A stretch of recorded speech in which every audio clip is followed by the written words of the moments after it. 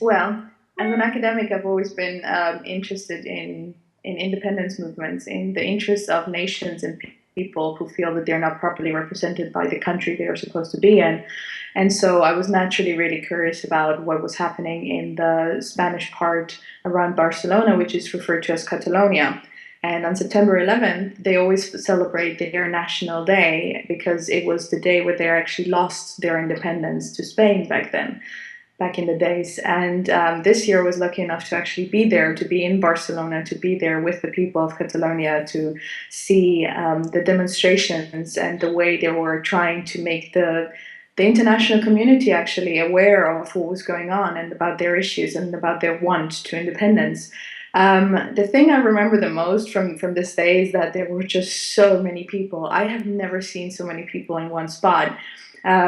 Estimates were ranging from somewhere of 1.4 million people at this one square that was just going along this long road all the way to the Catalonian parliament, where they were actually pointing a lot of different colored arrows to actually show that this is the way we want to go. This is our parliament. This is where we want to be. This is where we feel represented.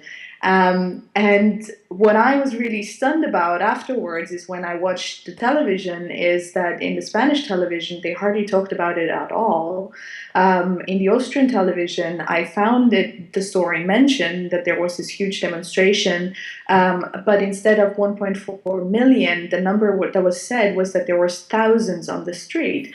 And yes, 1.4 million equals a lot of thousands. That's true, but it's just a very different message that was spread. And I was just really irritated to see how media can actually twist reality or put a bias into what's going on. And I think that is part of the struggle that the Catalonians are actually trying to fight, is that people are not really aware of their issue and of them really not feeling that they're treated fairly in the Spanish country as it is. The other thing I also mentioned and I'd like to think back of is that it was a demonstration, but it felt like a fest. It felt like a big party, like a big street party. Everybody was there, every generation. I saw newborn babies as well as elderly people in wheelchairs, and they were all there, and they were all in the spirit of, we're together, we're here, and we want this. And I mean, the spirit was carried on all the way to the elections, which then happened on the 27th of September, and they did vote for independence. The question now is what's going to happen in the interim or in the next few months and years, maybe, because the Spanish government does not seem very happy about it. In fact, there has been a lot of rumors supporting the fact that there has been a stocking up of Spanish armed forces in the Catalonian area.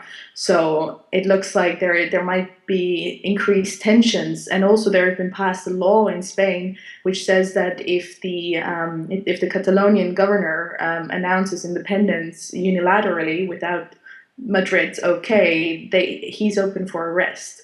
So, and those are quite interesting developments, and you can see that there is definitely a negation from the Spanish side that they're not interested in Catalonia becoming independent, which makes sense, I guess, because Catalonian area is a really rich area, which is both an advantage to them, but also a disadvantage in the fact that Spain is not really interested in letting them go, and B, also, if it were to ever come to a violent fighting for independence, and the question is whether they actually have too much to lose to ever go onto the street and really risk everything, risk losing everything. And there's definitely not any kind of violent input in the Catalonian movement, simply because they are really wearing the heart of democracy on their, not just on their shirts, but also just they really believe in the system. They really believe in a peaceful way of doing things. So the question is whether they actually find a way to go through with this independence by laws and by negotiations. It's going to be a really interesting time, I think. And the last thing I would like to mention about Barcelona is that I was also really fascinated by how many different flags I found there, because in this demonstration, obviously the Catalonian flag was the biggest one and the most prominent one, but there were so many others that I found, and I found myself asking friends of mine who were Catalonian about what's this flag over there, and what's that one over there, and it was Quebecois, and it was the Basques, and it was the Welsh, and the English, and the Scots, and I even found the Kurdish flag, and also the PYD, and there were just there's a lot of international support from others who are not recognized in their need for independence, and I thought it was quite unique and inspiring to see how much common support there is for this issue. So yeah, those are, I think, my the best sort of highlights from being in Barcelona on September 11th this year.